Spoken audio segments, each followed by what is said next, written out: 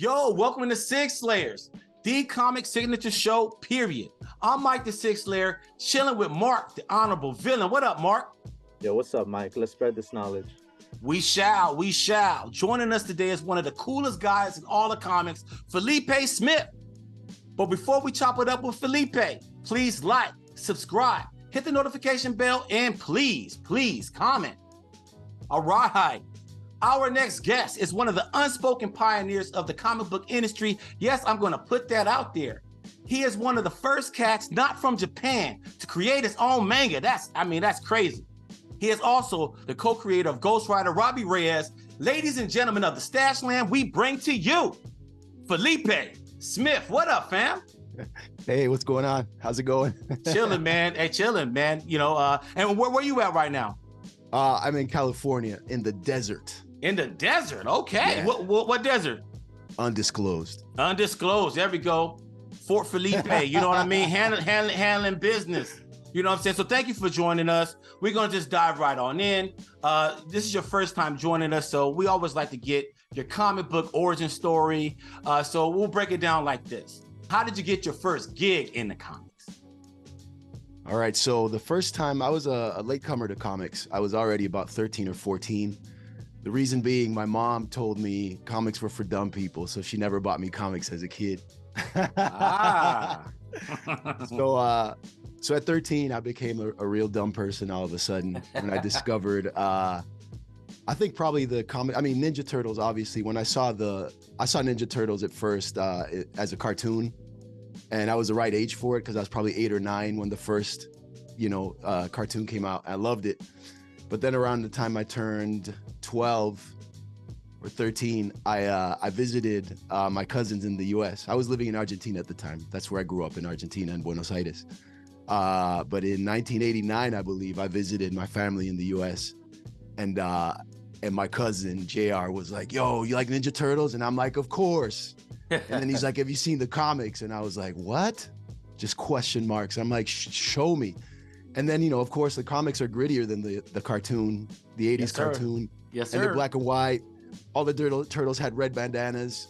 Raphael was always my favorite Ninja Turtle. All of a sudden, they were all my favorite Ninja Turtle with those red bandanas. And it was way more aggressive and violent. And, at that age already, like, going on, like, into being a teenager, like, I was all about anything that was, like, edgy or whatever. So it blew my mind. So it was that. And then I got to say, Todd McFarlane, his Spider-Man run, Woo! I saw that and I was like, yo, what? And, it was all really detailed, again, really gritty, kind of like dark compared to other Marvel stuff I'd seen.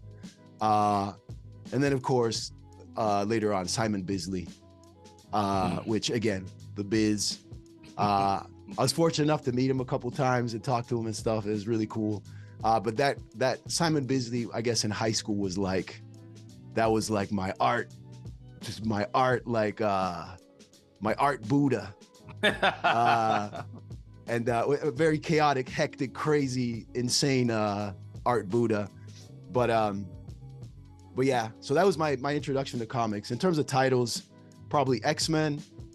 I had a buddy in high school, Maxie, and he had X-Men, had Uncanny X-Men when Rick Leonardi was drawing, and Mark Silvestri. The kind of mundane slice of life story, even though they're heroes, they're kind of just doing normal stuff. That kind of drew me in. I felt like, okay, these are like real people.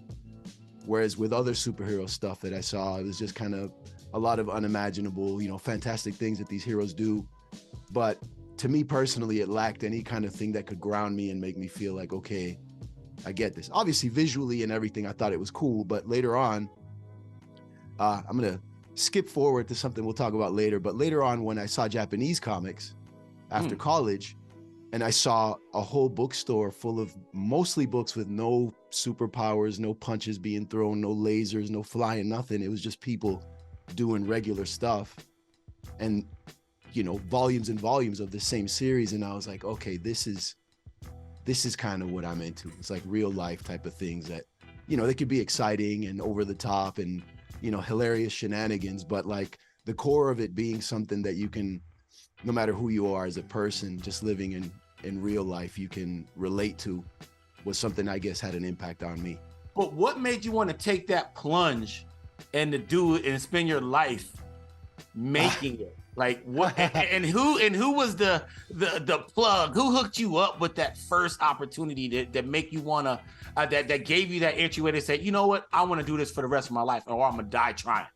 In terms of who gave me my first shot, after many conventions showing my work and being told like you're not gonna work in this industry, and same thing for animation, I entered desperation mode, and working at Chinese restaurants and postal centers and like not drawing at all for like 8 months, like the first time in your life not drawing, you enter that mode pretty quickly.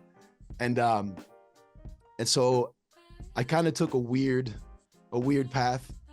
When I saw the first time I walked into the Japanese bookstore in LA, this is early 2000s, probably 2001. I saw those books and I was like, whoa, like this is an industry where most of these books are not about superheroes. Like I was kind of tired of superheroes after a while. Like I kind of graduated from that. At a certain age, I was like, okay, I've seen this. I know what's going to happen. The villain's going to be doing some kind of thing that's nefarious, and the hero's going to come in. He's definitely going to win. And then the hero's going to die, but he'll come back and he'll never really die. And the villain will never really die either. And then just wait a couple years, the villain's going to do exactly the same thing again. So it's like, you know, some people, the nostalgia of that is something that draws them back in every time. And I understand that completely. But for me, I was like, I figured out the system. I don't like it too much. So when I saw the Japanese stuff and all of a sudden it was just like people, businessmen in suits talking, or like schoolgirls having tea and talking on the train and doing, I was like, okay, this is something I know nothing about, because up until this point in my life, every comic I read for the most part had some kind of supernatural or sci-fi element to it, right?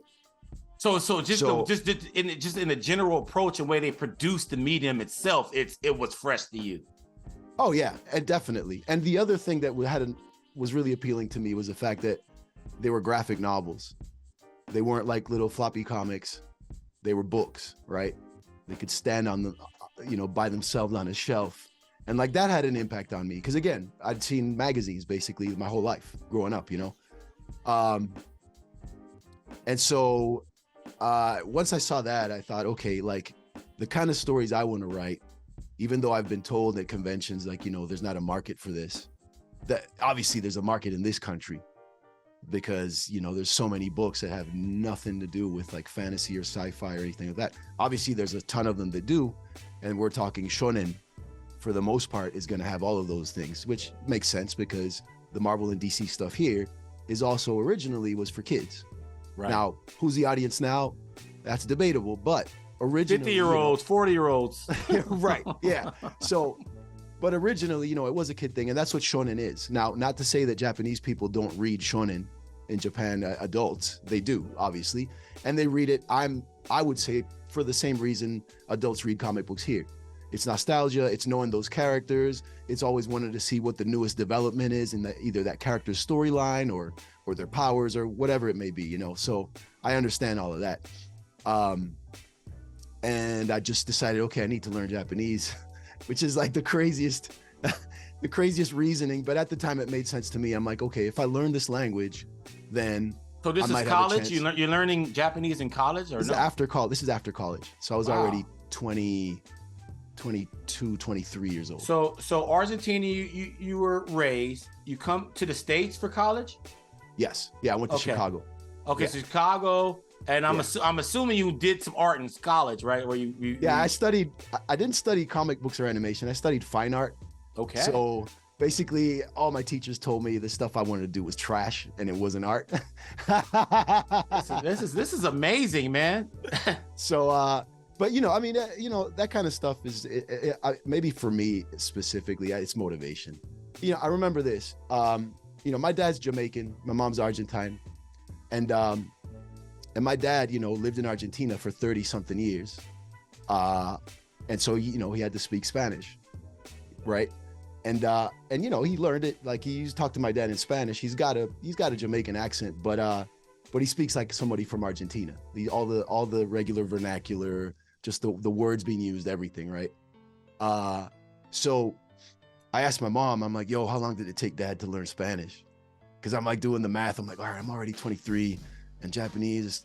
My roommate tells me it's really complicated, and there's like 3 alphabets you got to learn, and all this other stuff. But I'm like, all right, but like Dad, you know, he's got an accent, but everybody understands him in Argentina, and he's able to work and do everything just fine. So like, if I could at least get to that level, then maybe I got a chance, and I could do comics.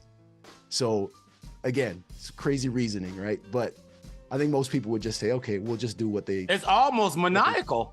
Yeah. Wow. But yeah, while I was doing that, I just decided, okay, I'm just gonna self-publish. You know, so I started drawing comics anyway, like while I was working at a Japanese karaoke in West LA, in the Sawtell area. It's called Little Osaka right now. On the Shout west out side. Sawtell. On the west side, yeah.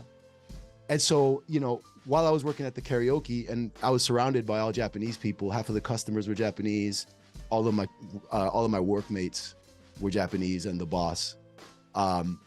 So I was immersed, you know, in the culture. I mean, for the hours I worked at the karaoke, you know, everything around me was in Japanese. All the menus, the songs that were being sung were all, you know, in Japanese. So, and you know, and I really meant it. Like when I went in for my interview, my boss was like, I see you're a college graduate. Like, why do you want to work at this Japanese karaoke bar when, like, you know, all of our workers are just Japanese students who are, you know, studying here, and, you know, and I told him, you know, and it's minimum wage. He's just like, what are you doing, dude? What's your reasoning behind this? And I told him, well, I need to become fluent in Japanese so I can draw manga. And he just looked at me like, oh, what? Why am I laughing? Well, I mean, because it kind of sounds ridiculous. I get it, but like, but that was what it was, you know. And I told him. Now the karaoke boss, he was an artist as well. He's a musician, and he's involved in a couple different projects. He used to do documentaries and film things, and then he opened up this karaoke bar in the bar next door. So there's a special place in his heart for artists, you know, struggling artists. So I was definitely an example of that for sure when they took me in. But you know, he had Kohei was my roommate at the time. He was Japanese. He was a tap dancer, and like and he you know, and like jazz dance and stuff. So you know, same thing. He got me the job actually. He was like, hey, he's like, he was working at a belt factory, and he was working at the karaoke, and then the rest of the time he was just tap dancing. Like he tap danced like 8 hours straight. Like he was a maniac. Wow. So he's like, hey, you know, like we need another guy at the karaoke, you know, you interested? And I was like, yes, please. Like, you know, and so I left a message on the karaoke boss's, on the karaoke's voicemail. I just left a message in Japanese. I didn't speak a lot of Japanese at the time, but I knew how to introduce myself in Japanese and you know, and say I'd like to speak to so-and-so or whatever. So I did that. I was like, moshi moshi, Felipe Smith to moshimasu. And so whatever, you know, and so, you know, he was kind of surprised by that. So he was like, okay, he gave me a shot. And then within the first 3 months, like I was able to talk to customers. Like I was really motivated, dude. I wanted to draw. This sounds like you were lasered locked in, dude. Yeah, this is like I was human motivation. Like this is like a crazy story. So, okay. So how long did it take you in essence, like where you felt like comfortable to shoot your shot in Japan? Oh, that never happened, dude. Feeling comfortable shooting my shot in Japan in comics? No, forget it, dude. No, never. It was never about comfort. It was always about, okay, like it's do or die, right? So okay. I worked at the karaoke and learned Japanese, and I was drawing comics on my own, and I figured, you know, I'll just self-publish and I'll promote it. You know, I was promoting on MySpace back in the day, dude. Woo. And like, you know, I was just like, yo, check out my comic.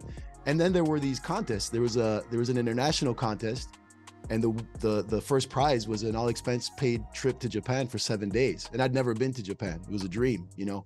So I was like, oh, and so I told my karaoke boss, I'm like, yo, like there's this contest, and if I win, I get to go to Japan, and they pay for everything, because I couldn't afford a ticket to Japan at the time. So he was like, okay.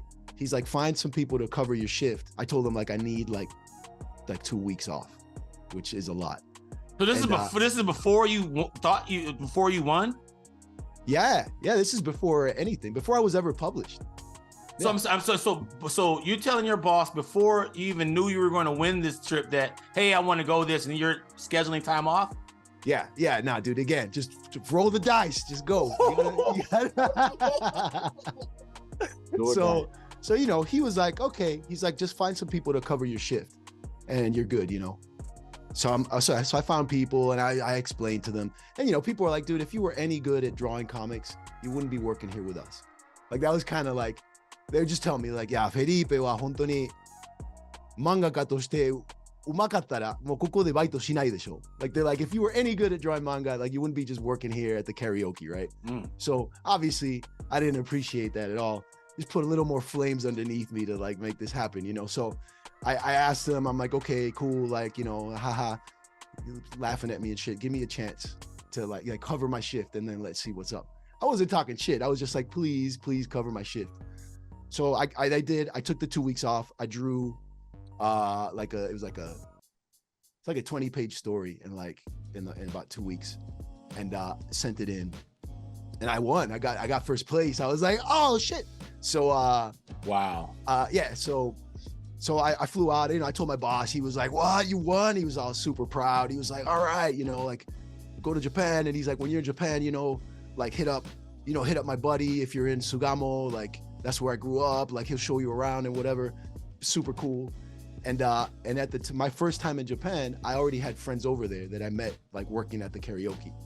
And actually, my buddy DJ Five Duck, who's the other co-host, the other host on our Cringe Musume podcast, which we just started yesterday, he was already there too. He was the DJ on a rap group called Rhyme Lounge, which was one of my buddies who worked at the competition karaoke across the street, Yu back in the day. He was one of the rappers. There's 3 rappers on that in Rhyme Lounge, and they were already there. And so these are rappers that rap in Japanese? Yeah. Oh, that's hard. Okay. They rap in Japanese and English. Okay. And, yeah. So, you know, I was stoked. I'm like, yo, I'm going. You guys are there. Like it was nuts. And I went over there, you know, saw Tokyo, you know, got to see some friends and hang out. And it was surprising because here's the thing. I learned Japanese in LA, right? And I learned it working at this Japanese karaoke bar with Japanese people who all spoke English. So I figured, okay, well, maybe, you know, I didn't know how well I understood or spoke Japanese because I always assumed that if I said something wrong, I always told them, if I'm saying something wrong, please correct me because I don't want to be out there, you know, talking bullshit. Like I need to be able to express myself correctly in your language, please. And they were all super cool and they really helped. They helped me with kanji and everything. So, Pepperminto Karaoke no minna-san, arigatou gozaimashita. Osewa ni narimashita. So just thank you to the people at Peppermint. But when I went there, what I realized was like I really did understand Japanese because I was no longer in the US around Japanese people who spoke English, who could maybe understand my mistakes and maybe speak to me in an easy way that an American might understand, like an American who's learning Japanese. But all of a sudden, it felt like the Sawtelle area of West LA, but with way more Japanese people and no Americans. Like that's what it felt like, because I could understand, you know, what I was hearing. So I was really excited about that and happy that people understood me. They were just like, so you live in Japan then? Like, how long have you been here? I'm like, no, it's my first time. And they're like, why the hell do you speak Japanese? So I told them, I want to draw comics. And I had to learn Japanese because I was told I couldn't draw comics in the US because the kind of stuff I do is different.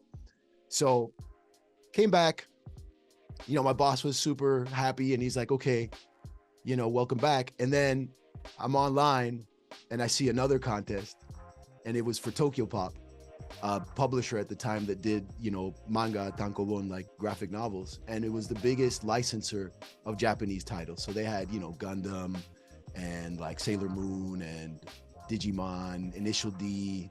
Okay, heavy hitters. You know, GTO, you know, they had most of the big stuff.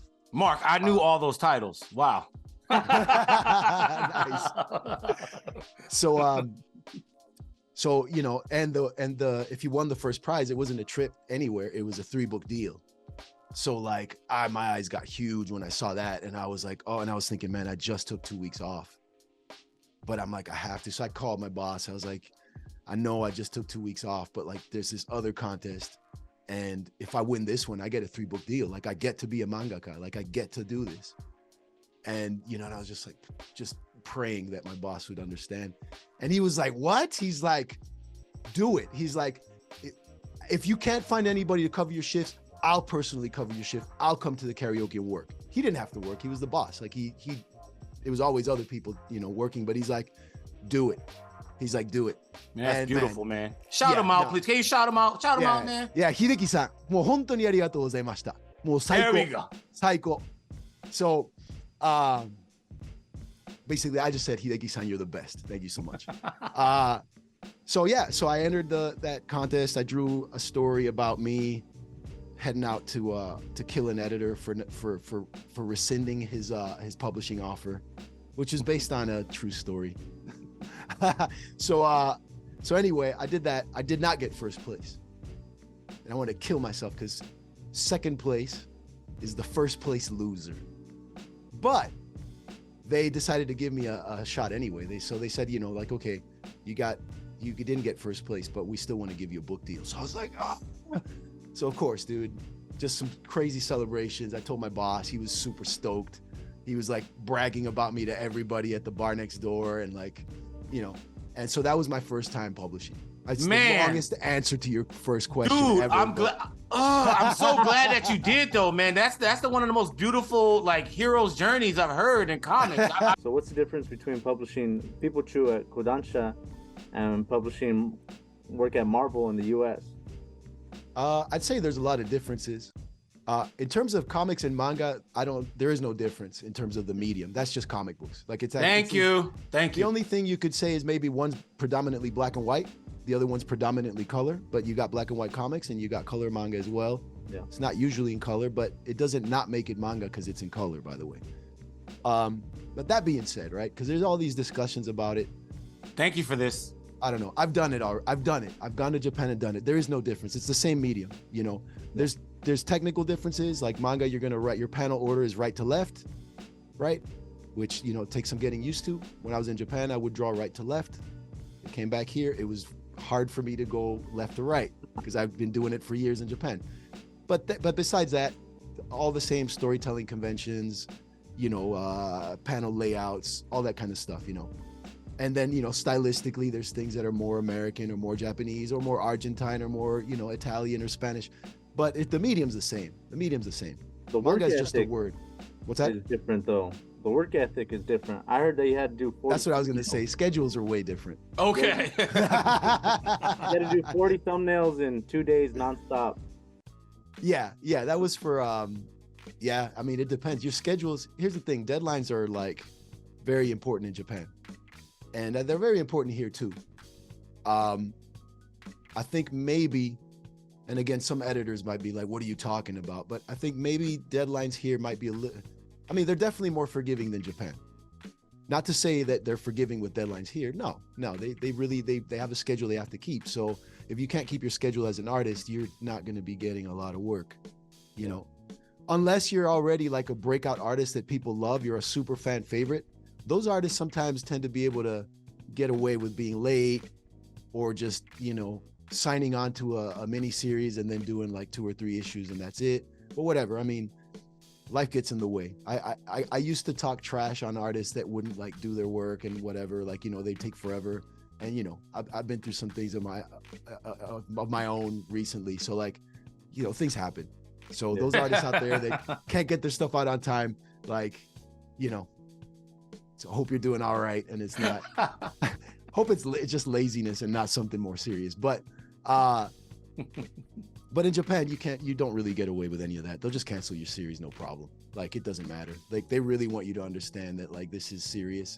You are an artist and a creative person, but at the same time, you're kind of like a salary man or a businessman in Japan, where there's just no wiggle room for certain things. It's like, you turn it in, this is the day. If you want to have a title, you got to do these things. You got to at least show up and do it on time, you know? So now the schedule gets crazy because if you're doing a monthly, you're doing anywhere between 36 and, you know, sometimes even 60 pages a month, right? And you know, if you have assistants, right, which some manga artists obviously have assistants, but when you're starting out, you don't, because you're paying your page rate to your assistants. But if you're a starting artist and you don't have residuals coming in from other books you'd already published, you need your page rate to survive. So then you have no assistants, so you have to do it all yourself. So, you know, 30, you know, 40, 60 pages a month by yourself versus here in the US, 20 a month, and not by yourself, because, you know, you've got penciler, inker, colorist, you know, and a lot of times the colorists do a lot of cleanup work on the end. Oh yeah. You know, and a lot of artists, it's true, that's true. And a lot of artists, you know, they ink their own stuff now. You know, I remember growing up, it was a lot of penciler, inker, and that, you know, pencilers were like, oh, I don't do that, I leave that to someone else that won't mess up my lines. Now I see a lot more people just inking. In Japan, you pretty much have to do all of it. You have to. Hey, so is it mostly like with yourself right now? Do you do things digital for the quickness, or do you still do things traditionally with your workflow? I do I guess a hybrid technique. I don't know. I like it. Sometimes I draw on paper and ink on paper. Other times I do digital. Sometimes I do certain things digital, others on paper. When I was in Japan, I did most of it on paper. Then some background work I would do digital, because I needed an assistant. So I could only afford an assistant for 7 days out of the month. Ooh. And those days were dedicated to backgrounds and toning, you know, doing the screen tones. Right. So that the background stuff I would do, you know, like I used to have to, the assistant would come to my apartment. So you'd have to take the train from where he lived. And, you know, I would have to, you know, pay him his rate, pay him his transportation, pay for his food, which again, I didn't have a lot of money. So I would have to cook for my assistant and for myself. So after a while I was like, yo, this is too much work. So we started doing things digitally so he could stay at home. He wouldn't have to, he could get up at whatever time. He wouldn't have to get up like an hour and a half, 2 hours earlier to meet me at 10 at my apartment to start working. So it was easier for him. I could just do things last minute. He could work longer too, because he didn't have to travel back. He was at home, so he didn't really mind, you know, and I didn't have to cook and clean and all this stuff. Cause that started really eating into my drawing time. Was like, oh snap, you know, the apartment's a mess. And I got someone coming, my assistant coming over. So I'm like, oh, I got to vacuum, I got to clean, then I got to cook, I got to put the rice on. And so I was like, I need time to draw. Like I was exhausted. So I'm like, okay, let's do it digital. So I would send him photos for certain backgrounds. Then I would draw the stuff to match. And then when the background came in, we would pop it in digitally and then do the tones and stuff. So Felipe, let's talk about Turtles real quick. So you also worked as a storyboard artist for Ninja Turtles, correct? Yeah. During the 2012 era, the Ciro Nieli era is what I like to say, right? So did you work with him directly as a storyboard artist with Ciro? And so what was that like being, okay, it's like, here's the thing, okay? I'm digging your whole trajectory here, because you started off as a Ninja Turtle fan, right? Like, so your genesis is like, I love Ninja Turtles, and then your cousin hooked you up, but showed you the comics, and you got into it more. Fast forward years later, now you're storyboard artist for the best Ninja Turtle series ever. I'm sorry, I know the OG one kind of popped everyone's cherry, which is true, but this is the best. This is the GOAT one. I don't care what anyone says, because I've seen them all. You've seen them all. Mark's seen them all. 2012 got it going on. So what was that like? Well, first of all, I agree with you. Second, I think Ciro would agree with you too.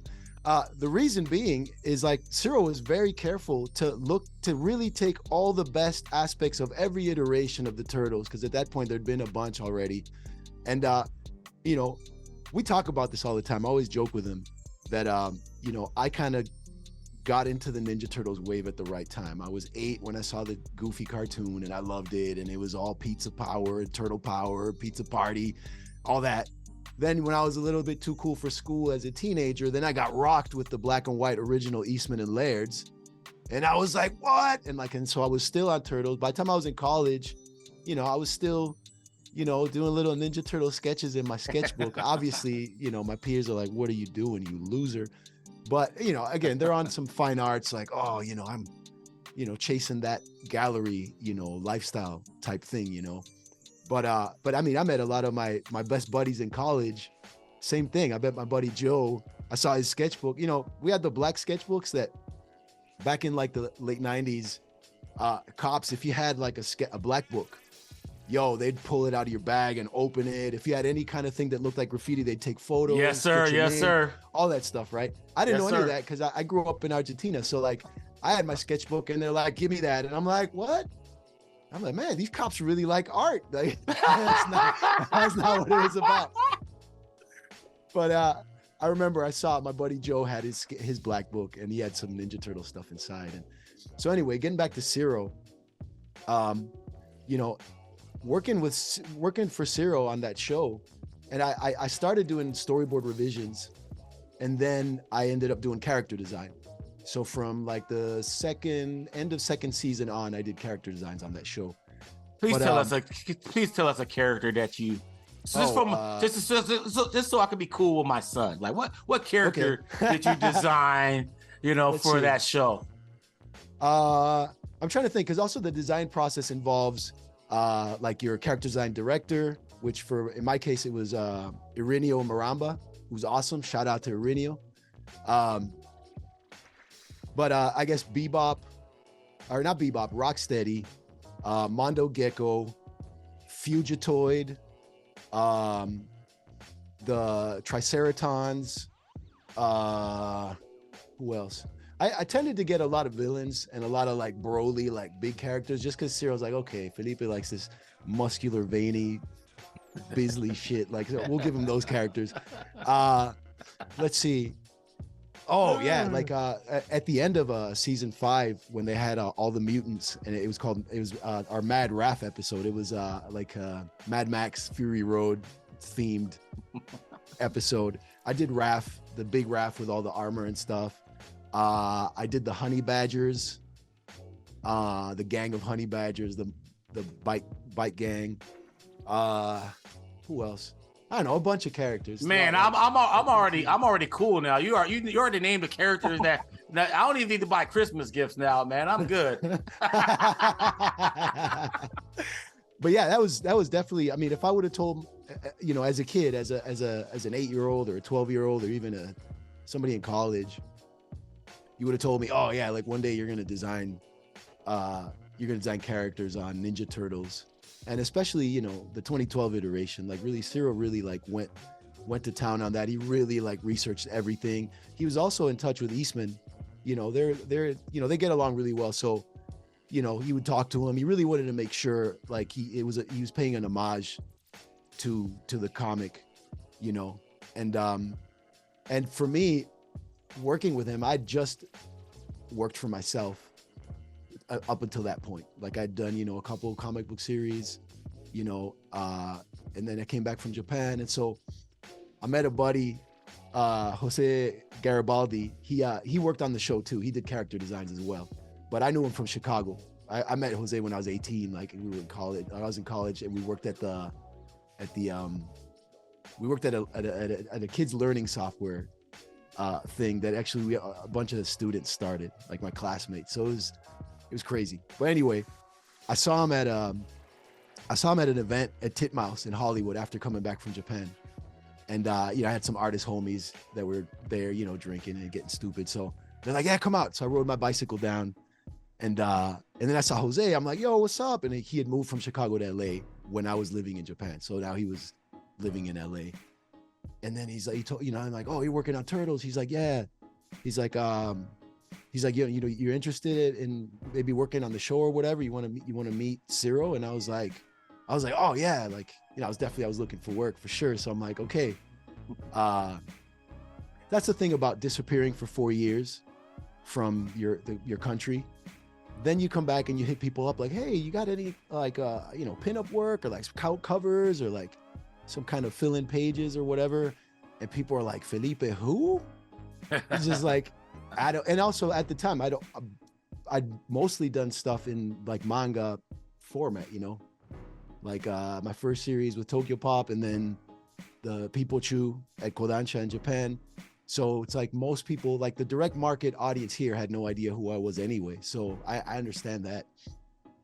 So I went to see Zero, And all of a sudden, like as I'm sitting there, well, here's the thing that was really cool, which I got to say, that's kind of an ideal situation when you're going in for an interview, is I sat down to talk to him and I looked at the bookshelf behind him and he had Peepo Choo on his bookshelf, which is my Japanese series. Wow.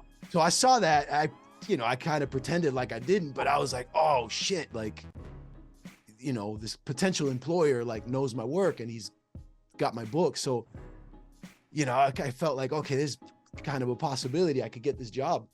So we're talking and stuff. And then he showed me, and then like, again, I'll blame myself. I won't say it's artists. I won't blame this on other artists, but as some artists, you start getting like cold feet about, especially if you've been kind of spoiled in working, for yourself and just doing your own stuff, deciding on story, character design, all that stuff, just with no like kind of editorial guidelines really, except from an editor when it comes to publishing.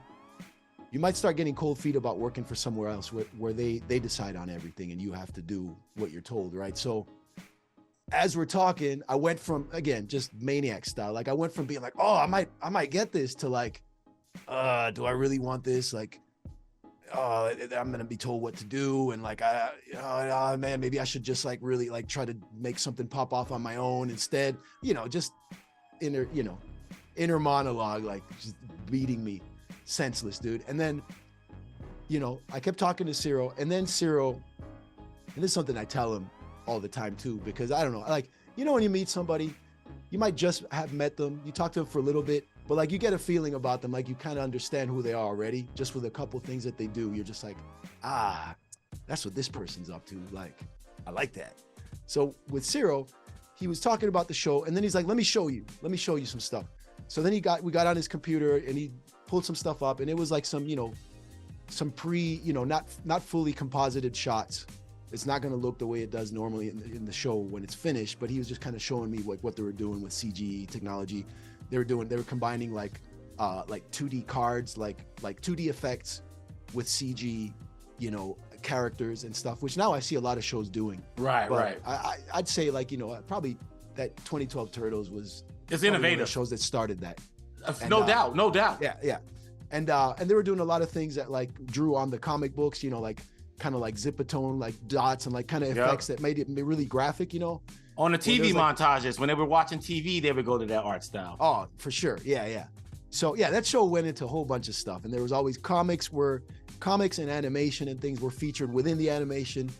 Some people might say it's like a meta thing, but like, it's just really it really helped you immerse into that world and really feel like you're with the Ninja Turtles and everything.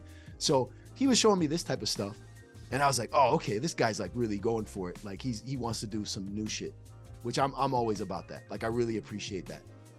But then what really got me is he's like, okay, no, and he's looking at it, and I see already he's thinking, no, well, we're gonna fix this, and he's like, this is gonna look like this, and he's like, ignore this part, and I could tell like he really cares about doing something the right way. And when I saw that, I was like, okay, I can work for someone like this, because it's someone who like really cares about their work. They're not just gonna phone it in. They want to do the best to their own ability. And to me, like, that's the kind of person I want to collaborate with. I've been lucky to collaborate with, when I worked with Marvel doing All New Ghost Rider, it was my first time working with other comic artists because I always drew my own stories. And so again, I was like, oh no, what's this gonna be like? Like, but fortunately I did get to work with a lot of artists who really take their work seriously and want to give it like, 110, %. So that was cool. And when I met Ciro and he was showing me this stuff, I'm like, okay, yeah, this is not only someone who really cares about getting this stuff done the right way, but I'm like, dude, I'm gonna learn a lot from this dude. Like right away, I knew that. So I was telling you at LA Comic-Con that you did that Lowrider collaboration. Oh, dude, yes. And so I found out which one of my family members is in there. Oh, nice. So it's my cousin, Danny Lugo, and that's his car that you drew. All right, so it's like what year? It's like a 64, 67? It's a 68. It's a 68 Impala. Yeah. But yeah, you drew the car. He's in the folder, or he's in the middle fold, and it has his whole story. So were you involved Wait. The actual car I drew on that cover is your... Yeah, you drew the car, right? Yeah, I drew it. Yeah. Yeah, that's my cousin Danny Lugo's. He's the painted with that paint job and everything? Yes, that's his car. That's crazy, dude. What? Mike's gonna put up a pin of his picture and everything, but yeah, that's his car that you drew. Oh man. And the line runs deep because Danny got my uncle into cars, which got my aunt into cars, and that got her 67 Impala, and she passed down that 67 Impala to my dad, and that's how we got our ride. But that East LA blood, yeah. Word, dude, that's crazy, dude. See, we were meant to meet. We were meant to meet, dude. That's crazy, right? That's awesome, dude. That's just a little tidbit. But were you involved, like choosing the car? Did you ever? You didn't get to meet my cousin Danny or anything? No.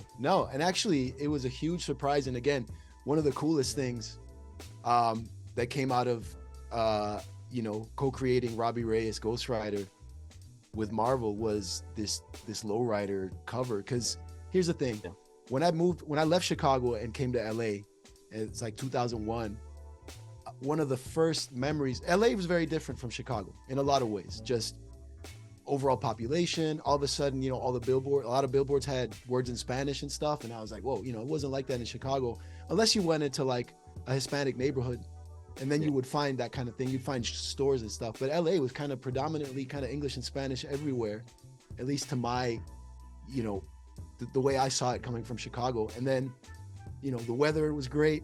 Like I like it hot and not humid, which it's LA is dry, So everywhere else I've lived, Buenos Aires, Chicago, Indiana, Tokyo, Osaka, wherever it is, it's always been humid when it's summertime, All of a sudden, LA was like dry. He said it's a desert, so makes sense, and sunny, and and people kind of, some people would say, people in LA are phony, or like, everybody's just hi and smile, but it's like they hate you, this and that and the other.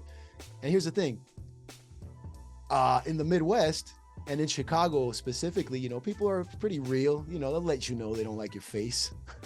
So it's like, at the end of the day, I'd much rather, man, you don't like my face? Cool. There's no need for you to tell me. I'm probably never going to see you again. So I could do without knowing that. People here, like, they're nice. Hey, whatever, nice greetings and whatever. Cool. That's it. For the most part, at the end of the day, what I felt like, okay, I had a bunch of smiles and good morning, how are you, or whatever, at the end of the day. Whereas Chicago, at the end of the day, I just grinding. Oh man, this guy on the L train told me this, and then when I was on Michigan Avenue, this happened. So again, that might be a personal thing, right? And I haven't been to Chicago in a long time, but for me, coming to LA, it was like a breath of fresh air. It was nice and warm and sunny. And when I walked into a 7-Eleven, I saw Lowrider magazine for the first time. Now, I don't know. I mean, lowrider culture in Chicago it's probably nowhere near what it is here. I didn't even know it existed. That's the first time I saw that was here in LA. I saw that magazine, and it blew my mind for like a million reasons. First of all, the cars, and with the spinners and like, and like everything like customized and made like super nice. The paint jobs are outrageous, right? Like just crazy paint jobs of like, then, I had the modeling with the cars, right? Also outrageous, right? Without wearing outrageous bikinis and like the high heels, and as like time progressed, like I think every decade of Lowrider magazine kind of had like kind of its own thing, like it marked an era, so sometimes it was all blinged out, and it was like remnants of like the late 90s, like remember No Limit Records? Yes. With like the platinum tanks. Yes. And like everything was like bejeweled and like iced out, and so all of that visually to me was like, had a lot of impact on me. I was just like, yo, and and I would always look at those magazines, and then you had like the tattoo section, right? And, like all of those things. Like to me, it felt like very much like part of like LA. I used to go rim shopping when I was little. Like, I'm gonna get those Daytons, those Vogues. You're shopping for what?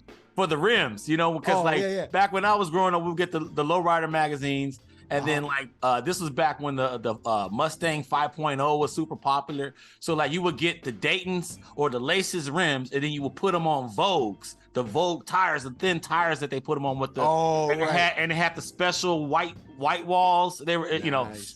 So like we wanted that stuff. Hell yeah. So Felipe, so you never ran into like Shimodara in Japan? Like they had their own like version of the riders and everything. I mean, right? Not until I went to Osaka. Okay. Like Tokyo, I mean, the other thing is this, like my time in Japan, especially when I was doing Peepo Choo, was I had 3 days off a month. So I was like people are like, how's Japan? You live in Japan. It's so exciting, man. I watched the documentary about it. Like it must be crazy. And I'm like, honestly, I see the same four walls, most of the month.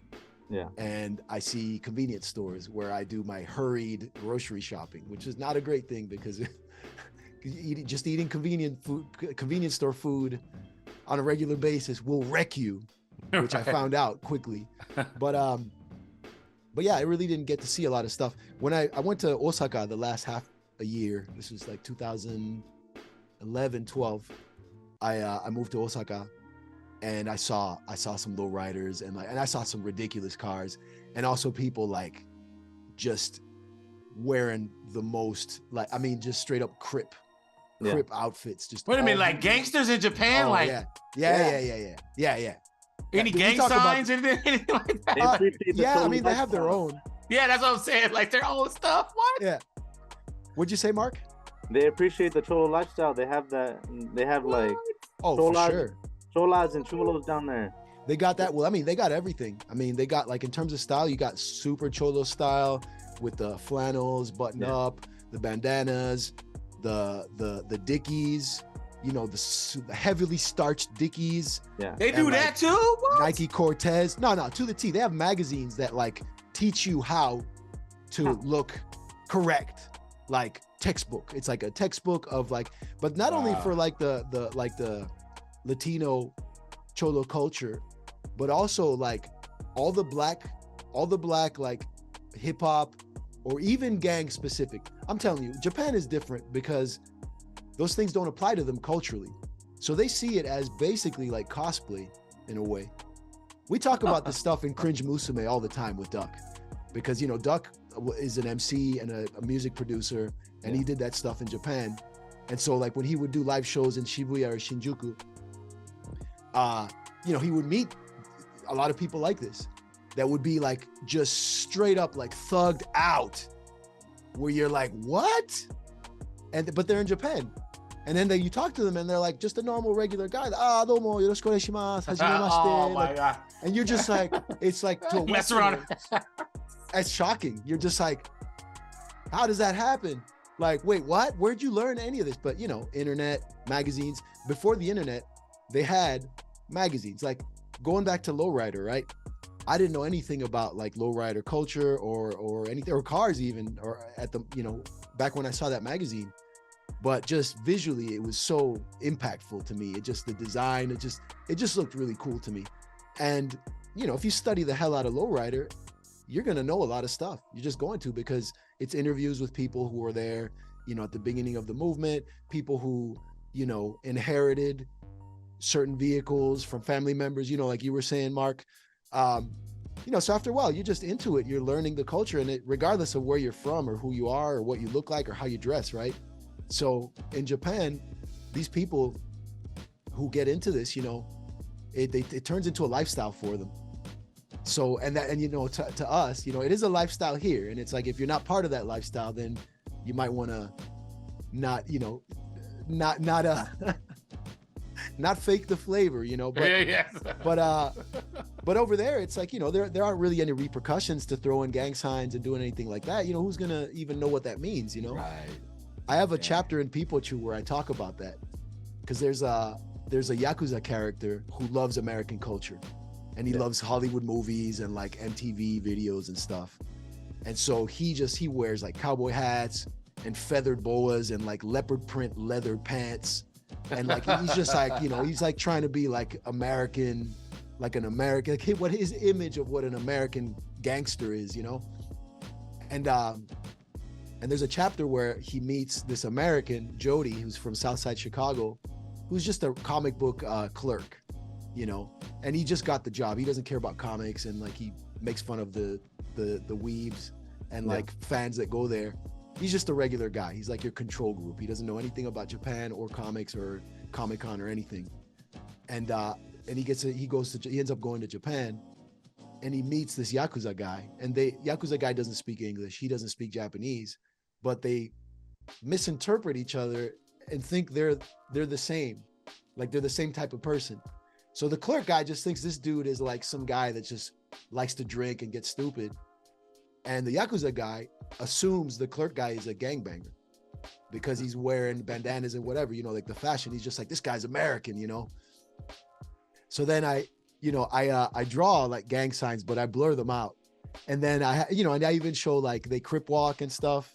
And like they do all this in the comic book. And then at the bottom in like small text to the reader, I'm like, if you go to US, do not do any of these things. It may cause a dangerous situation, right? And which my editor thought it was funny, but I'm like, no, for real. Like that's real. That's a good disclaimer, because I'm like, I was thinking about, okay, my mind, because I'm from South Central LA. I was thinking about like, okay, what if I just teleported one of those Japanese people dressed like a cholo and just plop them on San Pedro and see what would happen. How long they would last there. Yeah, it would be tough. So Felipe, you're talking a little bit that like we have the flip side, like being otaku, like being obsessed in Japanese culture, like over here. So it wasn't always cool when I was growing up, even though I liked stuff like Yu Hakusho and other stuff. So can you name me some of your top 5 manga and anime influences? Let's see. I really liked a comic called manga called Tokyo Tribe, and for many reasons. Like that's one of the ones where I saw and I was like, okay, this guy's just writing about his own life. It was just guys in Tokyo hanging out, eating convenience store food, like instant ramen, and like hanging out in parking lots and like calling girls and like being stupid. Again, no superpowers, none of that. And it had like a J-pop, like hip hop influenced, but definitely with a very Tokyo Japanese flavor to it, right? And it was just really cool, and it was designed really well. Like the book design was something that really struck me. Like the logos, you know, usually what you want with a book is to have the same logo, so it's identifiable. It's the first thing you see at the top of the rack. You're like, okay, that's the series I'm looking for. This series, Tokyo Tribe, would have different logos almost every volume. And I guess one of the strengths of Inoue Santa, the mangaka, is definitely design. You know, he's good at that. And packaging, which again, Japan is amazing for design and packaging and that type of stuff. I don't know if you look at any magazine, book, or whatever, they spend really a lot of detail or a lot of time on the detail of where they're going to place certain characters and everything. And Japanese as a language, there's a lot of characters. There's Chinese and hiragana, katakana, and the kanji and stuff. So it's a real exercise in layout when you're a designer using Japanese typography. So like and those magazines that are weekly and monthly that have all the comics, like the ones that look like a phone book, they have to showcase everyone's name, every series name, have images of the series, have a main title image for the cover, like whoever gets the color comic at the beginning of the black and white, you know, phone book. Sometimes it's a model and the logo. A lot of times that logo is so known at this point, after decades and decades, that it's mostly covered by someone or a character or whatever. People know what it is, they just buy it. But the design, in order to pull off all of those elements on one cover, you know, if you look at a Japanese like monthly cover, and then like any magazines here all already, even tabloids, seem naked when it comes to design compared to Japanese ones. It's just like a different level, right? So the designs for these Tokyo Tribe books were really cool. And all the merch stuff, little keychains and t-shirts, and like there was like a clothing line associated with it, and like 12-inch vinyl toys before they really blew up here. Like the Hong Kong like hip hop figures where they're just wearing like clothes like denim and hoodies and like you know, a little like beanie or hat and a backpack and like a water bottle. Like that era, like early 2000s, like really struck me where I'm like, yo, like this is you can make real stuff really cool and accessible to an audience that might not particularly be into fantasy superhero stuff. And that clicked with me immediately. I was like, I need to learn this language. It was just, I don't know, like I felt like in that moment, it just really made sense to me, you know? So Tokyo Tribe, so was this, so when you got hip to Tokyo Tribe, was it already like an established series where you like hopped on it late in the train, you had a lot of back issues to read and you got delved into the whole thing? Oh yeah, it was already a thing in Japan. It was huge. And I mean, I think that was kind of like the go-to manga if you were into hip hop. And I believe Inoue Santa was considered kind of like a taste maker when it comes to like hip hop stuff or whatever. Yeah, he would do reviews in like hip hop magazines in Japan about American movies and music and whatever. And I think his general taste, what he liked was like New Jack Swing type stuff. So we're talking like early 90s early 90s to like maybe like remnants were like late 90s barely, you know, but like all of that stuff, you know, New Jack Swing was his thing. So you could see like what he was into in the comic book. He would include like his favorite album covers and things like that. So when I saw that, I'm like, okay, yeah, definitely. Like when I started seeing like characters wearing Adidas shell toes and like running around, they got like an Easton like aluminum bat, they were about to go mess somebody up. I was like, okay, like this is more like what I'm into. I like this type of stuff. Like I want to draw comics like this. I started doing that, showed it at Comic-Con, and you know, editors were like, nah, get out of here with this. Like who's the audience for this? But I'd already seen enough comics in Japan, and it's way bigger than the comic book industry here. So like I knew there's a place for that. I just had to find, you know, my own place within that, which I didn't really see it here. That was confirmed to me by all my visits to conventions showing my work. So I was like, okay, I need to learn this language. I know I want to do that type of stuff. So answer this, like, and this is off a tangent. I'm sorry, Felipe. You're going down the Pandora's box here, okay, because I want to kind of figure, because like comic books, you know, traditionally as far as like the funnies, sequential storytelling with visual art and stuff like that, not illustrations and stuff like that. That's always been around. But comics, as we know it, is an American art form in the page and all of that. So since the 30s, right? Yeah. What do you think in your time actually living in Japan? Why do you think they are so attracted to that method of storytelling? Because it was something for youth here. But even in what you were sharing in this interview, you were saying that there's multi-genre, so there's stories for everyone in manga. Why do you think in Japan they are so attracted to that method, that mode of storytelling? I think this is probably the reason why. But you know, it's a good question, and I'm going to talk to some editors, because right now we're doing Cringe Musume, and it's just us, DJ 5 Duck and myself, just introducing ourselves as the hosts and kind of talking about our experiences in Japan as Westerners and as American citizens living there and working in industries there. DJ 5 Duck being the music industry and me being manga. But second season, we want to start interviewing people in Japan, you know, because we're given a Westerner's perspective, but then we want to discuss these things with Japanese people, you know. So we've got, you know, obviously a ton of friends and friends that are basically family. And then also people we've worked with, whether it's editors or like music producers or, you know, that type of stuff. But this is something I would want to ask one of my editors. But from what I understand, the reason why people really gravitated towards manga and it became like a kind of like a staple form of entertainment in Japan is because it's inexpensive. And after World War II, the country was really hurting, you know, just in all senses, and the economy wasn't great. and people needed to have their spirits uplifted, you know. I feel like Superman, and again, I'm not an expert on the subject, but from what I've gathered, like Superman kind of came about around like the Depression era or something like that. Yeah, yes. Like things where people were down, you know, and things weren't great, and all of a sudden, you know, there's this character that comes from a different, you know, from outer space, and he's here to help, and he's here to do the right thing.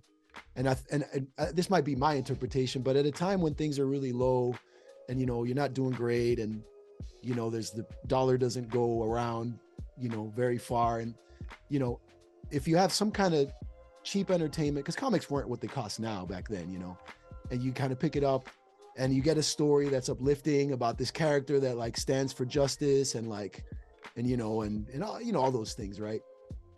And it's kind of something you can read and be like, oh, okay, like I feel better, that was funny, I'm looking forward to the next one, you know. And I think with manga it was the same thing. It was like cheaply produced. It's basically just one person doing it, because for the most part it is one person doing it. You're the mangaka, you're the creator, you come up with the story, you come up with the characters, you design them and you draw them and you kind of do everything. And then as the process has gotten more and more, you know, fine-tuned and like what do you call, like just like the industry has kind of become a well-oiled machine. Now you have assistants and it's a system of like, okay, we need to get this much out. But when they started, it was just a couple of people, like artists. They were like, okay, I'm gonna tell this story, and they were way simpler than they are now. A lot of them, you know, didn't have screen tones or any of that. It was just ink on paper. But it was a manageable, or cost-effective, inexpensive way of entertaining a large audience, because you just print it out on cheap paper and then distribute. So people really took to that. And again, I think that's what kind of drove me towards it, was that you can do it yourself. You know, like you can really just decide everything on your own. You know, that's one thing I you know, you can't always do that. And right now, I think I'm at a point in my life where I'm collaborating with people now, doing different things. And like, you can achieve maybe a higher level of fine tuning or like quality for what you're doing if you work with the right people in a more manageable amount of time, right?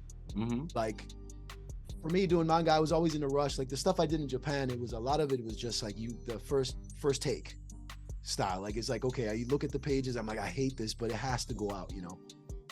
Where, you know, if you get fussy with stuff, you know, it could take forever. And that's another reason why sometimes artists are late. It's just like, this isn't good enough. Like they scrap it and they start again. Part of being a professional artist is controlling that urge to like scrap things and do them again. You know, you have to manage your time. But I think the beauty of manga was just that. It's just a piece of paper and pen. And somebody can let out their own, you know. Also, that's one of the things I liked about manga, is that you can really tell it's done by a person.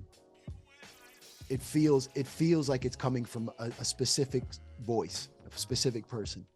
Where, you know, when you do work with a larger studio and with other artists, then it becomes kind of like an amalgam of everybody's aesthetics and ideas. And, you know, and it's a polished product and it's cool, but like there's something about that raw, like, okay, somebody just like said this stuff. I might not agree with it, but like this definitely comes from a specific point of view, and I understand it, you know. And that's something that had a lot of appeal. Like it was very appealing to me when I started reading. And let me ask you this, Felipe. So which one of your acts out of all the ones you've had, so MBQ, Peepo Choo, Ghost Rider, Death Metal, Zombie Cops, which one has affected you the most emotionally, whether it was in the process or the response from critics? I think they've all affected me very differently. I can tell you specifically what they were. MBQ was my first thing, right? Yeah. And the first time I saw that book printed with my name on the cover, I was like, okay, if I die tomorrow, I'm cool. And dude, I was like, what, 25? But like for the longest time, I just wanted to have a book printed with my name on it that I could be like, yo, like I did this, like, you know. And that happened with MBQ, and it was very special to me. And also, well, here's the other thing, like my editor, was Luis Reyes for MBQ, and that's why Robbie Reyes is Robbie Reyes. Yeah, it's a shout out to my first editor in comics, because there's a Jamie Reyes and a DC character. Yes, I brought that up. I'm glad. I was like, man, why Marvel always biting? Yeah. So I'm glad it was a personal story. No. I really wanted to give props to my first editor because he really made, I mean, it might sound exaggerated, but like my dreams of like what I wanted that book to be were like fulfilled, like 100%, dude. That's impossible nowadays, right? Yeah. It's just, like now if I get, if you're self-publishing, it's not. But when you're working for a publisher, it's near impossible unless like you're already a breakout artist that like people don't care about the publisher. They want the stuff from you the way you do it. And I think at that point, editorial is a little bit more willing to kind of be hands off. They're kind of like, this guy knows what he's doing. We'll let him do it. That's what people want, right? And I think for every artist, the goal is to get to that point, I would say. And some people are already there. I think maybe some artists are already doing that. They kind of just throw their style on, and then that's what's going to sell the book, and everybody on board with that. The editorial understands that if they get this artist, there's going to be, a certain number of readers that are definitely going to, go for it. But yeah, MBQ, Lewis, my editor, was like, I mean, he was number one, very attentive to like what I wanted to do as a creator. He completely understood it. He's an artist as well, musician, sings, plays instruments, he writes as well. So like, I was happy about that. I was working with an artist, and a lot of editors are artists as well, but some editors are not. They're there to edit, and they're there to look at the work and assess it and see like, how can we make this better? How can we make this more impactful? How can we better fine tune what it is that you're trying to convey with your story, right? And so I had all of this in Lewis, and also like he knew I wanted to go all out and just be nuts with it, like I really, because I'd been told no so many times that at this point I was like, okay, like if this is the last time I get to publish, like fuck it, like I'm gonna say what I think. So the comic makes fun of like superhero comics and like the direct market like superhero comic book industry and all these things, and because it's the main character is a guy that wants to draw comics but doesn't want to draw any of the things that are popular. So obviously a character like that is gonna have a hard road ahead, right? Because what are you doing, so that's part of the joke with that character. But that's what the MBQ felt like for me. It was just like a realization, like definitely a milestone in my life, something I'd wanted since I was a kid, to have my own book. And like, I used to go into editorial and like talk to the designer, the letterer, the everybody, and be like, oh, can we do this? And I was like, I know I don't want to be a pain in the ass, but like this really, and they got it. They were cool. They were like, all right, Felipe, all right, well, what do you want to change? Like, okay, you want to put this letter here? Like, okay, we'll do it. And like, again, thank you everybody. Tokyo Pop editorial, you guys are the best. And I'm sure they remember this, dude, because I was stoked. I would ride my bicycle and go into editorial, and because I lived, I'd bike for like, maybe 30 minutes, but like I didn't have a car at the time, but I would go there in person and like kind of talk to everybody and kind of let them know like, oh, can we do this? Can we do that? And a lot of those editors were also excited because it was their first job in publishing as well. So like Mark Panicha was my editor on All New Ghost Rider, and he was the editor who signed my contract for Tokyo Pop before leaving for Marvel. And so he handed me over to Lewis. So, years later, I'll get to it in a bit, but basically like people at Tokyo Pop were very responsive to artists who like were stoked about what they were doing and like were really trying to like do their best, because they were the same. They were like editorially, they were like, oh, maybe we can do this. They're constantly coming up with like ways to try to advertise our stuff, because the big sellers for Tokyo Pop were obviously the Japanese licenses, right? All those titles that I mentioned before, Right. So the OEL, original English language manga, was like a new initiative that a lot of people were kind of poo-pooing. They're like, that's not manga, like, what the hell, I want the real thing, and like this is all whatever, So they'd try to find ways to like advertise it. They'd set up like I remember Lewis would set up like bookstore signings for me, and like at Barnes and Noble and Borders. Like one of those doesn't exist anymore. I think it's Barnes and Noble. But anyway, he would do that type of stuff. So MBQ was great in that respect. Peepo Choo was amazing in another way. It was, proof that I could do it in Japan, right? Which again, like, it hadn't been done. I mean, there'd been artists who had published before in Japan. Now, as far as I know, I'm the first Westerner to publish an ongoing series for like a year and a half, 2 years, through the biggest publisher in Japan, which is Kodansha, for a Japanese audience. So this wasn't like, somebody who did their work here originally in English, then it was translated into Japanese. There's plenty of those. There's plenty of books. I mean, Frank Miller, a bunch of comics have been translated into Japanese and they've been published there. And there's been artists who have published stuff in Japan before me. But in terms of ongoing series, no. And so that was cool. It was. That's why you're a pioneer. Right. Yeah, I guess. Yeah. So it was cool in that respect. It was, I mean, probably one of the most stressful times in my life was like the full 4 years in Japan for a plethora of reasons. And one of the main ones was the scheduling, the production schedule, and the whole process of like breaking down the story and having it destroyed, and you have to do it again and again and again, and no extension on your deadline. So I did get to, eventually I had to do like 40 pages in 2 weeks and that kind of stuff. And I got good at it. I got good at planning. Okay, like these pages I can draw in this amount of time, and these I need to save because I need more detail, and I need to make sure all the lines are laid down correctly to get a certain effect from the reader. That's more of like the emotional, like dialogue type stuff where you need like an expression. You really need to sell the expression. Then around when it's already like 3 in the morning, 4 in the morning, and I still have to keep going, then I would go to action. The action pages I could be rougher with, a lot of speed lines and a lot of just like blur effects that I would do with the pen.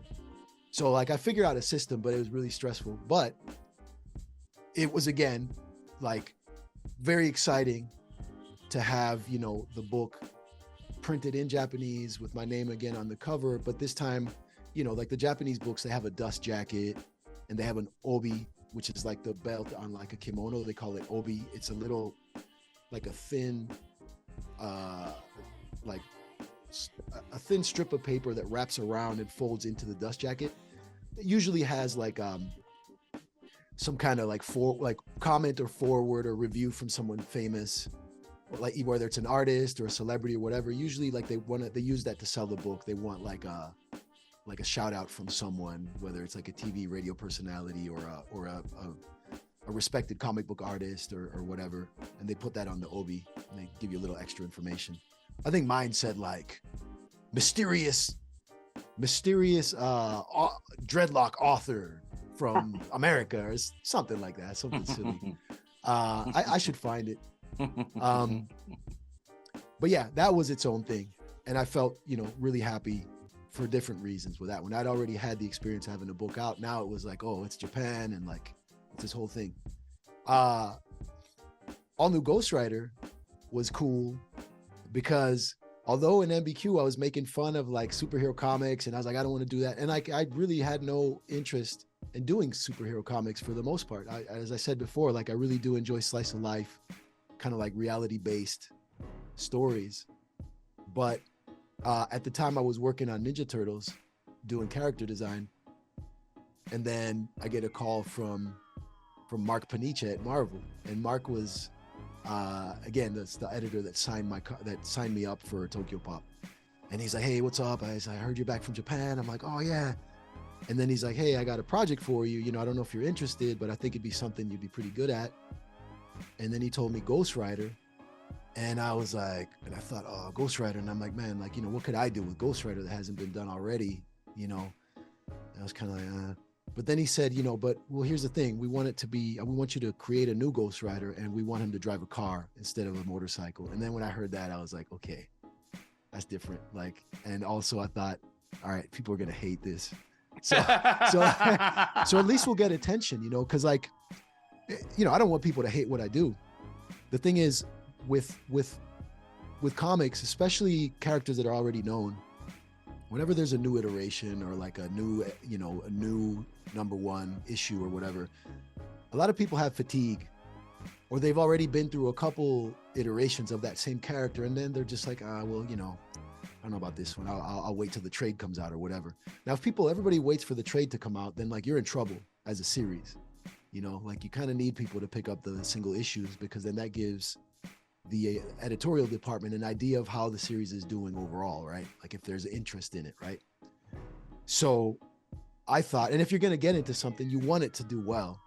You don't want to just kind of, I did it and whatever. I mean, that happens, but like, at least me personally, I'm always thinking, okay, how can I make this work? How can it be like the best it can be and get to the most readers? When he said the car part, I'm like, okay, like already the wheels started turning. I'm like, okay, like, yeah, people are going to hate that. Like, but it's going to get them to look at it. They're not just going to disregard, oh, another Ghost Rider. Like, wait, it's a car. And then, if we do a good job on the first issue, then we're good, because now we got people that picked it up and then they read and they're like, oh, you know what? It's not horrible, or I like it or whatever. I'll give it a chance. And then the idea is to keep going, doing cool things. So, and when he said, like, we want you to make a new character, create a new character, I was like, okay, that's cool. The first thing I did was remove him from New York, away from all the other Marvel characters, because when you're writing a Marvel book, you have to be aware of what's going on currently in the Marvel universe, right? What all the other characters are doing. A lot of times, if you want to choose a villain, it was like, well, no, that villain right now is dealing with Punisher or with the Hulk, or like this villain like disappeared in a time warp and nobody knows where he is, so you can't use him, that type of stuff. So I thought, okay, if I just move to LA, I don't have to worry about what Spider-Man or the Fantastic Four or Daredevil or whoever, what they're doing. I can kind of just focus on like this character's genesis story. And the other thing is, I wanted to make it in LA because I wanted to write things that that I knew I could kind of give it context and make it feel kind of like personal to people who know the area, right? I don't know New York that well. I've been to New York a couple times. I have no idea. But LA, I'd been there. I've lived in LA for long enough to be like, okay, I can do some stuff there that's kind of, significant in one way or another. And and so I said, yeah. And luckily, they really did let me kind of create something completely different. And at first, I really changed a couple things. I really wanted Robbie Reyes to have a reason to exist in the Marvel Universe. So in the all new Ghost Rider series, he's not a spirit of vengeance. He's powered by the spirit of a deceased Satanist serial killer. So his set of powers is different. He doesn't have the penance there. His skull looks different. It's not a human skull. It's a metallic skull, which is an amalgam of the haunted muscle car that he steals for this first race in the first issue, in order to get out of the neighborhood and to protect his little brother. So they liked it. Editorial was like, yo, we really like this. This is cool. Like, it really feels like something unique. They're like, we don't know how the reader's reception will be. We really don't know. We're behind it. We really like it, but we'll see. It might be a mini series, and but whatever. It'll be cool. And I was like, all right, cool too, because I had a full-time job also on Ninja Turtles, so I was like trying to figure out how I could do everything at once. But Japan was good practice for that. Even when things got crazy between animation and comics at the same time, all I had to do was think about my time working in Japan, and then I was like, I'd feel a little relieved. I'm like, well, hey, it's not that bad. It's not that bad in Japan. So, and then fortunately, when it came out, it did better than Marvel previously expected. So we went into reprints, and then we went into another story arc, and then we got a spin-off with Ghost Racers. And then we got, and then it got on TV with Agents of S.H.I.E.L.D. Yep. And then the homie Gabriel Luna played Robbie, and I was just like, well, we didn't know each other at the time. And my assumption was, you know, like, oh, well, they're just going to cast somebody. And then like, I'll just be happy that my character was on TV and that's it. Like I had like low expectations just because, you know, it's a whole completely different, you're not involved in the process whatsoever. And you know, that people take their own kind of like artistic license with the stuff. So I was like, oh, okay, you know. But then I met Gabriel Luna at the premiere for Agents of S.H.I.E.L.D. It was at the Grove in I guess it's Hollywood or Hollywood area, yeah. Yeah. And so they invited me to go, and I was like, all right, cool. And I'm kind of standing there. I wore my my Ghost Rider. There's a couple licensed Ghost Rider t-shirts that have my art on them. So I wore one just to be like, okay. So I'll be like, because they made the Agents of S.H.I.E.L.D. poster mimicked my first variant cover, where it's Ghost Rider standing in front of the Hell Charger, which was a '69 Dodge Charger muscle car. And they just did the live action, like the same shot, you know. So I was like, oh man, awesome. Again, like thanks to the marketing and like an ad department for Agents of S.H.I.E.L.D. for doing that, because yeah, it's just as a creator, that made me super happy to see that like in you know, in live action, you know, it's crazy. So I'm wearing that t-shirt that I could be like, oh, you see the poster? Like, yeah, you know, I created that character and whatever, you know. And super lame, dude. Always just like, oh, check out my t-shirt.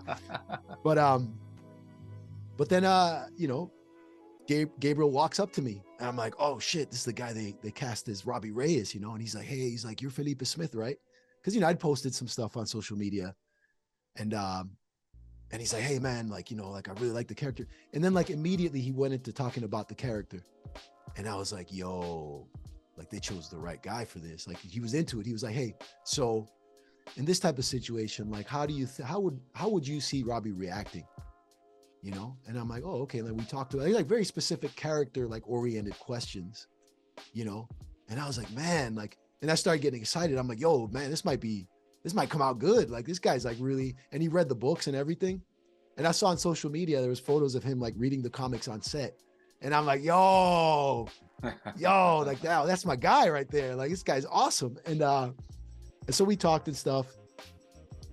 We took some photos in front of the Hell Charger, and then we went in to see the first episode, which is the introduction of Robbie Reyes into the Agents of S.H.I.E.L.D. Show. And so we're in the theater. I'm sitting there, and then dude, like they totally like his intro is just a scene taken from or inspired by the an action scene in the second issue of All New Ghost Rider, where it's a chase scene on a freeway and they shoot a rocket at the Hell Charger as the Hell Charger is chasing him. And they did that in live action. And when I saw that, mind blown. Like, dude, I was the most excited person in that theater, like bar none. Like, I know that for a fact, because like, that's when you see your stuff on the screen, it's insane. And, you know, like that's because I'd never even seen a 69 Dodge Charger in person myself. Like it was my car, like as a kid, you know, like I liked the Dukes of Hazzard, and the General Lee was an orange, right, you yeah, know, Charger, yep. 69 Charger with the what do you call Confederate it? flag on With top. the Confederate flag on the top. And like, that was like, I had the little Hot Wheels, you know, that was my thing. And then, yeah, then it's made its appearance throughout like film history, you know, like Steve McQueen movies like Bullet, and then Death Proof and Kurt Russell, yes. Yeah. And then Fast and Furious, that's Toretto's car, Vin Diesel's car. So like when we were choosing like a car for him, I'm like, okay, let's not go with something current because it'll be outdated soon. Let's go with something tried and true and classic. And I like muscle cars specifically, like as design wise, like I like muscle cars. And Tradd Moore, who worked on the book, the first arc, same thing with him. We were kind of on the same page with that type of stuff, which is awesome. And shout out to Tradd Moore. And so I got to see the car on the screen doing all these things with the wheels on fire and all this stuff with the blower. And I was just like, I went nuts. Eventually I got to sit in the car at San Diego Comic-Con. And I must say, I even get to brag, I was the only person in the whole convention to get to sit in that car. Because it was a display and it had like, you know, like the little rope in front of it so people couldn't get there. And then I was signing some Power Ranger covers I did for Boom Studios, and then that Boom Studios booth was right next to the Marvel booth, and the guy that set up the booths, someone knew the people who set up the Marvel booth, and they're like, "Yo, dude, that's your character, right?" People were tweeting like the covered car, like when the convention opened, there was a car covered, you know, in like with, you know, draped over in front of the Marvel booth, and people kept sending me photos of this. They're like, "What is this?" And I look, and the hood of the car has a bump on it, so I'm like, "Yo," and you know, they were already like, they were teasing that the next series of Agents of S.H.I.E.L.D., there were flames and chains and stuff. So I'm like, all right, well, that's Ghost Rider, I'm guessing. I mean, now they have a car there. And then I'm like, oh, so they unveiled it while I was signing it at Boom Studios. So I didn't get to see the unveiling, but I was right next door. I could hear, like, you know, them talking. And then someone from Boom was like, he's like, yo, that's your shit, dude. And I'm like, well, yeah, you know, I mean, yeah, I created the character, but that's Marvel's stuff. Right. And he's like, no, he's like, man, no, you should be up there. I'm like, no, dude, it's cool. And he was like, he wasn't having it, dude. He went over and like, he told somebody, he was like, yo, the creator of the character is right next door, man. You guys should. So then they called me up. They were like, oh. It was hilarious. He's like, all right, come up. So I'm like, you know, I get up on stage and, you know, I'm like that, you know, everybody's just like, who the hell is this, dude? And then the guy like, you know, moderating the stage, you know, and like hyping things up. He's like, oh, we got a very special surprise for everybody over here at San Diego Comic-Con 2015. I think it was 2015. He's like, we have the one and only creator of Robbie Reyes Ghost Rider. And then he looks at me like he doesn't know my name because I'm just popping up. I'm like, Felipe Smith. He's like, Felipe Smith. Like, let's go. So I go up there. People are like super underwhelmed. They're like, who's this dude? And then, you know, I think Jeff Loeb was there, who's running. He did the whole like MCU, right? During that time, the Netflix stuff and the right. Rebel Seals, yeah. So he was there, shook his hand. He's like, hey, it's nice to meet you. And then I guess somebody suggested like, hey, you should. Oh, I guess I mentioned like, man, it's awesome to see the Hell Charger in real life, like a real artifact right here in front of me. And then somebody said, well, hey, you should sit in it. Which of course I just dove head first. I'm like, all right, I took photos. I was like, hell yeah. And it was like super nice. The little locks on the door were little skulls with red eyes. It was dope, dude. So yeah. So I think All New Ghost Rider as a book, it had a whole bunch of new like kind of experiences for me as a creator, which were really exciting, you know? And then the last one, Death Metal Zombie Cop, was something that I kickstarted because, you know, I in order to fund it, and I wanted to own the copyrights to it, right? So I did the Kickstarter and it got funded, which again, awesome. And again, everybody at the Kickstarter who backed my Death Metal Zombie Cop project, thank you so much. Really sorry about the delay, but I'm glad a lot of you have gotten your books. A lot of you still have to give me your address. So if you see this interview, please get our Kickstarter and get your form so you can fill the address and I'll send you your book.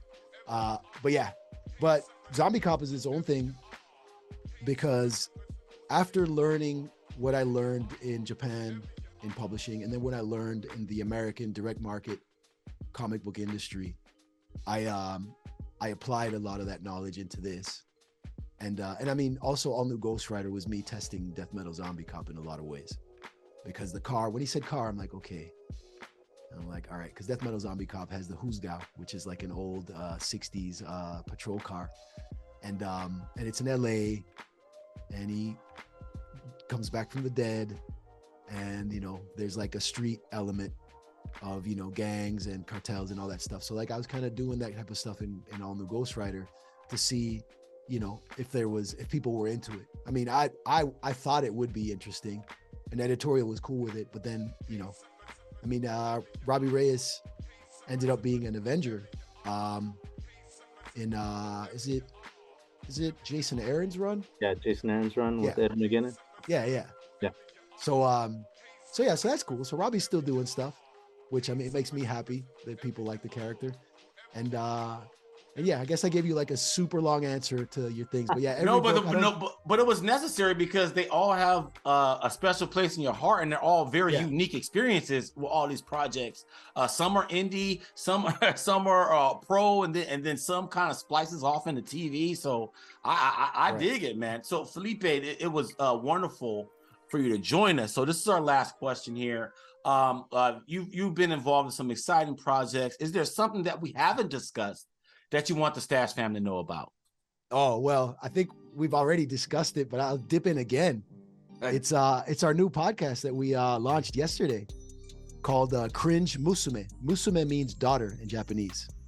But yeah, it's a podcast. It's a YouTube channel, video podcast I'm doing with my friend DJ 5 Duck about everything Japan from a Westerner's perspective. And Duck and I both, we speak Japanese. We've lived there for a number of years. We've worked in professional industries over there. And we've been fortunate enough to have a lot of friends over there to kind of have a really kind of in-depth experience of living there, you know, not just kind of in a expatriate type of like bubble, but more like the way, you know, just the day-to-day life of a regular Japanese person. We've been fortunate enough to experience and understand and even question and you know, and like, we've always had people around us that could answer like any kind of questions we had about things or how things work. And so this podcast is just, you know, discussing a lot of those things. I think the other thing that's funny is I met Duck, you know, like when I first moved to LA. So we've known each other for about 20 years now. And he was actually helped me do screen tones on Peepo Choo. He would go there to do music stuff and do shows, and he would crash at my place. I'm like, whenever you come to Japan, you got a spot, so don't even worry about trying to find a hotel or anything. Just stay with me. And then in exchange for that, man, I'm like, yo, dude, you got Photoshop on that laptop? And he's just like, yeah, why? And he's like, I gotta show you how to do something. I need your help. My deadlines were killing me, and I'm like, dude, I showed him how to do flats on Photoshop. Like flat yes. And he was like, yo, I don't do art. I'm like, nah, now you do. Like, let's go. But yeah, he picked it up really quickly. And he helped. He really saved my ass a lot. Like not just like with these deadlines, but also just socially too. Just being in Japan and like I was able to talk to everybody and stuff. But it was good to have him in town every once in a while, to have someone that shared my perspective, my Western perspective on certain things. And Duck, you know, he's Asian American, he's Korean American, and he's from Brooklyn, New York. Okay. And our paths are kind of analogous because he taught himself Japanese as well. We had a lot of friends in common when we were learning. And so in Japan, we might have the same scenario with a different experience based on just the way we look. Because we're from the same country. We know that we kind of have the same perspective on a lot of things. But then, you know, I can sometimes benefit from the gaijin card, like the foreigner card, like, oh, this guy doesn't know anything. They just kind of dismiss you or whatever. If you do something wrong or whatever, they're just kind of like, oh, they give you a pass. Or he doesn't get that because he's Asian. They just assume he's Japanese, even though he's American and Korean American. So, you know, he gets like, he gets, I guess, a rougher treatment in those scenarios. But then there's other scenarios where I'm undeniably noticed because as a foreigner there, where he can kind of blend into the background when things go down, you know, and where I'm just there, you know. So a lot of funny anecdotes come out of that. And then, you know, we discuss everything from like, you know, pop culture, food, politics, relationships, friendship, language. You know, we teach some Japanese, we teach a lot of shenanigans and just everyday like words that people use. Things will pop up. So you can also learn from the podcast, which I like. I personally like being able to do something that has some kind of value in it besides entertainment, right? Entertainment is essential, it's key.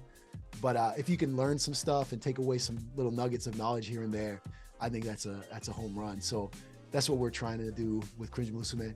And we have a lot of graphics and like I do like little animatics and things. And like Duck he's getting crazy with the edits. And he's pretty good with the graphic stuff too, because, you know, we started off with that doing the screen tones, but he's taken off and done like little animation things and like editing and stuff. So pretty excited about this this new endeavor with the YouTube channel. So, and how often are you guys going to be doing shows, and how available is the content? So our goal is to upload at least 2 or 3 videos a week. We'll see how that goes. I'm still pretty new to video editing, but it's something that I feel like I need to do in order to be able to do this stuff. And we'll see. That's the goal. I will be streaming as well on Twitch. I'll be, because the next Zombie Cop book I'm drawing, I'm gonna do it on Twitch. I'd like to kind of share my process and talk to people. It's also a way for me to stay in touch with my animation friends, because I'm just working, you know, just doing my own stuff again. So if I want to do it during work hours, like probably between like maybe 11, ideally. I mean, right now my schedule is super off because of all the editing and stuff, but between like work hours, like animation work hours, 11 and 7, something like that, maybe stream around there so people can jump on and kind of comment and whatever, and I can talk to them. But I'll be drawing the next Zombie Cop book on Twitch. My Twitch is Felipe Smith Art on Twitch. And I've only got a few subscribers now. I think I got like, I don't know, like 13 or something like that. But I haven't been on there very often. I'm still figuring it out. But I'll be doing that, and then, you know, moving forward on the next Zombie Cop, and then Cringe Musume.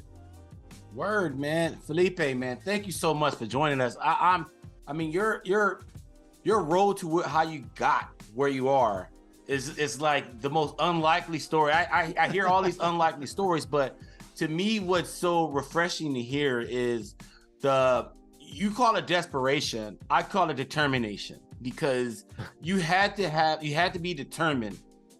Everyone told you not to, you know. There's so many people laughed at you, and you still made it. And the fact that you were able to touch upon jobs throughout your career that you were a fan of. So like your forte isn't superhero comics, but you got a chance to do that.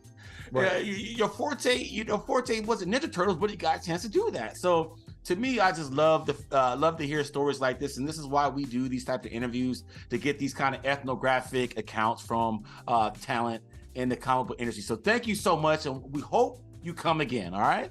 Well, that's all for our show. If you like what you see, please subscribe and hit that like button. This is Sig Slayers. I'm Mike, speaking for Mark and Felipe Smith. We are out. Peace. Peace. Sig Slayers.